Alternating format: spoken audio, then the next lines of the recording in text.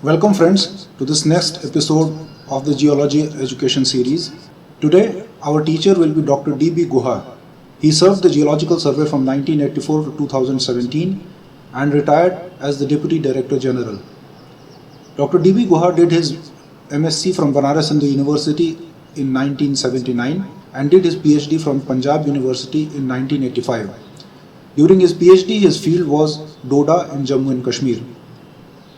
He started serving the Geological Survey in 1984, and during his long stint, he was involved in mapping of the fold belts of Rajasthan and Himalaya. He was also involved in mineral exploration programs of the Geological Survey in gold and base metals and rare earths in different parts of the country. During his long and illustrious career, he spent several years of his life doing field mapping. Today he will be talking to us and teaching us about how to go about doing the geological mapping in field. Starting from how to choose the right mapping scale, how to locate yourself in the field, and what are the things to observe and how to observe them, how to record your observations while doing the field work. He will also be teaching us about how to collect samples for different studies, how to pack samples, how to mark samples. All these basic things coming from such an expert who has spent several years and decades of his life doing mapping. I hope the students will take full advantage of it and learn from it. You are all welcome to ask questions to Dr. Guha and to other experts in the question and answer sections of the Mineral Exploration Academy website. I hope you enjoyed this video and subscribe to the channel. Welcome Dr. Guha. Thank you for taking out this time to teach our students. Thank you and welcome. We come to the actual geological mapping, how it is to be carried out in the field. So geological mapping depends on the type of work you are going to carry out in the particular area. So the mapping will depend on the nature of the work. Like if you are going to do the broad regional stratigraphic work of that area or the broad structural detailing of that area. Normally in this case, we do mapping on 1:50,000 scale to build up this broad stratigraphy and structural details. If it is of a specified nature based on certain themes or certain localization of deposits or mineral resource area, so we go for second generation mapping initially on 25,000 scale. So these are better than, or we have larger details than the 50,000 scale maps, where we will show, we can very easily show the shear zones and fault zones of a minor nature also, the major fold axis, the major fold orientation, etc., the cleavages and foliation, etc., detailings, everything can be given, and the lithological detail on a better scale than the better detailing than the 50,000 map can be produced through these 25,000 scale maps. And the mapping is usually done by walking over the whole topographical sheet, whole terrain you are going to map along strike and dip of the rocks. There is no way out than walking over the terrain. You cannot do mapping with the only with the help of say aerial photographs or PGRS data and other things. So this is one thing. Geological mapping is to be done by walking over the whole terrain, inch by inch or meter by meter. In the mapping, there are basic 2-3 things. One, locating yourself, then identifying the lithology in that area and the structure in that area where you are standing, and then writing down all these things on the map, denoting on the map and writing the details in the field diary. So location of self is identified on the topo sheet by observing there are roads and rivulets and some small hillocks, conical hillocks maybe, and these are there in the topo sheet already, and your position with the help of those things are normally done by using the Brunton compass, by taking front and back bearing from the compass to the known locations marked on the topo sheet. So position of self is determined through back bearing rays originating from those places identified on the earmarked on the topo sheet. So 2 to 3 points should be taken on the topo sheet, and those should be, and the back rays will actually join at a point, and that point will be your location point. So this is how you locate yourself on the map, where you are standing on the map actually, and then cross check this with the nearby rivulets or the mountain spur or any other features available, maybe some temples, some big, which are marked on the topo sheet. So this type of thing is work is required for identifying yourself or positioning yourself on the topo sheet. you go ahead with this mapping. So the contact of any rock type, if there is a lithological contact, then you draw those contacts point by taking locations. And in a hilly terrain, importantly, it is very important to know your height, where you are actually traveling, the contour you are traveling. So this can be made roughly with the help of the trees growing over there. Say in an area where say normal trees like banyan and other trees are there, the height is normally say 30 feet or 35 feet maybe of the tree. So if you are standing at a place where the top of the tree has come, so you can make out from the base of the tree you started, it was 0, and then you are standing at a height of about 30. Or there are, if you have the height measurement instruments with you, you can do with that also. And every contact details are noted, and the details of lithology structures etc are noted in the field diary by giving the location points through numbers, say 1 2 3 4 or whatever numbers you want to give, and also recording the GPS latitude longitude of that area also to verify your observations. So traverses are made as far as possible along the strike of the lithology and across the strike of the lithologies.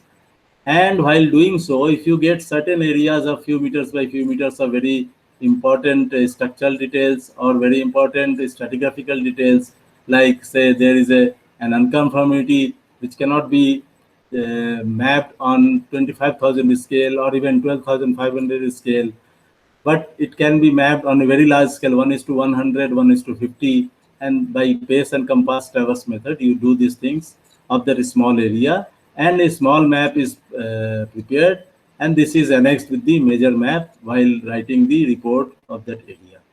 So small areas are mapped in this way every day, and in a continuous mapping for several months together, at least 3 to 4 months would be there to map an area of say 150 square kilometer to 200 square kilometer, so that you get the details of those things very rightly, and this will produce a good geological map of the area. Large scale mapping is done on the 1:25, 12,500 scale, and this is done for initial mineral resource type of work we want to carry out, and this is done with the help of Brunton compass, GPS traverses along an strike of the direction of the lithology. This LSM or the large scale mapping generates much more detail of the geological data than in the geological map of 50,000 scale or 25,000. Then if we identify that and locate that area properly, that yes, this is the zone of mineralization, we go for detailed mapping on 1:1000 or 2000 scales. And this is normally done nowadays with the help of, earlier it was done with theodolite. Now it is GPS based survey equipments like total station, having level and rod and tripod and a tape. So tape measures are used for very small distances. So most of the time places now it is done with the help of total station. A detailed mapping is done on 1000 scale, 2000 scale, even is larger scale on maybe 500, 1:500 can be done with this total station. The total station is normally fixed on a tripod, and reading of the locations are taken with the help of staff or a rod held by a subordinate of the surveyor. And this location is given by the geologist, like the location, different points on the contact of two lithologies, the structural details of certain points. These things are given by the geologist, and they are taken in the total station. So the final map is prepared by amalgamating both the data of the surveyor and the geologist who gives this data on the field, and which data is to be collected. And these two are amalgamated through certain softwares available with the machine, and a map, as good map, is produced on a very large scale, which is a detailed map. So some of these features I am showing, which I have told that large scale maps on a with the Brunton compass itself while doing 1:25,000 mapping or 12,500 scale large scale mapping. So on the left you can see we have a folded area having 1, 2, 3, 4 lithologies, which is bound by two shear zones, which are on the northwest side it is number 5 lithology, and in the southeast side it is number 6 lithologies, and these two shear zones are shown here. And this type of thing will be an added feature with the geological map we have produced. Otherwise, this cannot be shown on the 50,000 scale or even 25,000 scale, or even 1:12,500 or lesser scales. So this is, you can see here, this is this map is produced, and 1 centimeter is equivalent to 100 meter.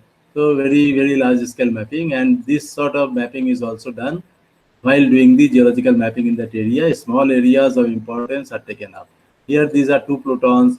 The strike of the uh, stretching lineation is deep, and strike of the stretching lineation is measured all along the boundary of the pluton on a larger scale. So this is how these are also very important in depicting or depicting the regional geology by giving uh, small areas which are important in identifying the regional stratigraphy and other details of that area while doing the geological mapping. So it is required that the maps you produce, this is a map of the Khetri copper belt. So the maps captions should be produced in the area with its toposite number and the scale, and the notes should be given in this area, and details as far as possible in the index it should be given. And this should be, these maps should, all the maps and everything should be very clear in its presentation, so that there is no confusion. So this sort of maps finally is produced. Reduced factor is given in different scales, and the heading is a must for this sort of maps, and which the same geological map can be represented in a simplified map depending on the nature of work being carried out by yourself. So this is the same Khetri copper belt map, where for certain specific type of zone work, we have, this is the two straight lines, dashed straight lines. So the albitite zone is this area. So showing this thing, a generalized map is prepared. So this is the way how we go ahead with this mapping projects. And this type of generalized maps give specific characterization of the map and the work you are actually carrying out. Here the stress was on the albitite zone and the rock types and the mineralogy, etc. So this map was produced. So sampling tools are very important during mapping. Hammers of different types are already shown to you. For petrological sampling, this pointed and chisel end map hammers are very important, and this chipping hammer is also important. And you should have sample bags of polythene cloth and canvas, which I have already told. Then you must have pen marker or color pen for affixing sample number on the body of the sample and also on the sample bag. So this is important, because on the location wise, you go on giving the, say, number one location, you have collected one sample, you give whatever number you are giving, say number one, or say DVG number one, like that, whatever you prefer to. So give the same number to this sample also, and put it on the bag also.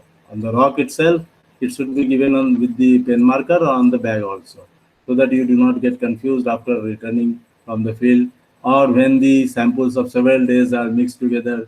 You can simply take out one sample and come to know that where from this sample belongs to. GPS data collection. GPS of higher navigation system be used, 8 or more, up to 24 navigation systems should be used.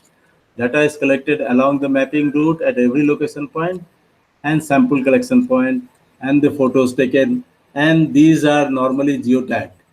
They are necessary for geotagging, because in later period when you come give this data in mapping, so your area should be geotagged and the area is very clearly known while you upload your file into the system. Geotagged samples, photos, and very large-scale maps of small but critical areas showing specific lithological or structural relations will be utilized for further reference and identification of location. So for this, any sample taken, any photograph taken, they all should be, and any large-scale maps prepared, they all should be geotagged, so that in future your reference point is known from where it has been taken and for what purpose. Geotagged and oriented samples and photographs with a scale marker like a scale or a pen, pencil of known length be taken and stored in GPS. Oriented samples should be taken, and a scale should be always given for taking photographs at the sampling point or the photograph point. And these oriented samples are collected for structural analysis in the laboratory. They are taken to the strike and dip of the sample is marked with the marker horizon. It is written over it, and the structural analysis is done accordingly. There are phone applications available for field geology. Nowadays, these applications are free of download, which may be installed in the mobile phone. And with this phone application, some oriented photos can be taken with this inclination during photography in the field, and continuous photographs may be taken in the field to show any geological section of a larger extent. And these may be joined together to make a film or condensed photograph showing the geological features of the section. So this is how you go for geological mapping, and these are the basic concepts which should be taken into consideration while going for any geological mapping of any type in any area for a specific purpose. Thank you very much. Thank you, sir, for such a comprehensive description of how to be prepared for a field work and how to prepare for geological mapping, and what are the things to be considered and in the geological mapping part. Thank you for watching the video. I invite you all to please visit the Mineral Exploration Academy website and register yourself. The registration is free, and registration is open to students, teachers, professionals, or anybody who is interested in mineral exploration. The registration will also provide you an access to be able to ask questions from our experts, and also provide an opportunity for established experts to answer and interact with the students. The registration form is available on the Mineral Exploration Academy website. I would also encourage you to look at the editorials and opinion sections and visit the student question and answer section at the bottom here. In the student question and answer section, the questions asked by the students are being answered by our experts. Our experts are the top people in the field, and it would be a wonderful learning opportunity for the students for probably the questions that occurred to you but you could not ask, or to review questions what have occurred to other people and get the answers the different experts are providing. Thank you so much, and I look forward to interacting with you a lot more.